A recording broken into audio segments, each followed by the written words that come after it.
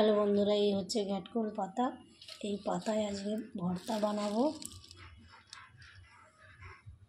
সেটাই তোমাদের দেখাচ্ছি কী দিয়ে ভর্তা বানাতে হয়। আর খেতে দারুণ লাগে, এই দিয়ে এক থালা ভাত খাওয়া হয়ে যাবে। আজকে আমি কী নিয়ে ভর্তা বানাবো সেটাই তোমাদের রেসিপিতে দেখ। এই হচ্ছে রসুন আর এই হচ্ছে আদা কুচি এই মিক্সচারের মধ্যে দিয়ে দেব।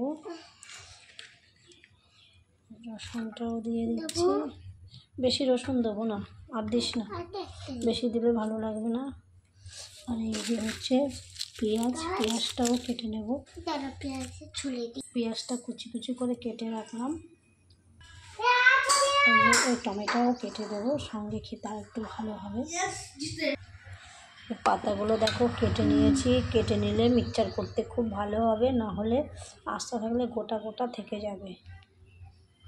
মিক্সচার করে নিয়েছি, এইবার দিয়ে দিয়েছি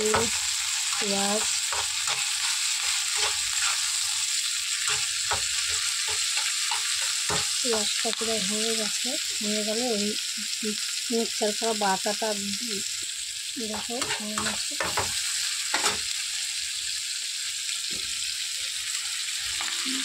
বাটাটা দিয়ে দিলাম,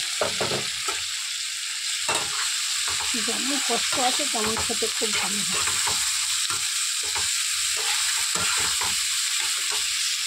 এই হলুদ দিয়ে দিলাম, শুকনো হলেই নামিয়ে ফেললাম। দেখো কত সুন্দর হলুদ দিয়ে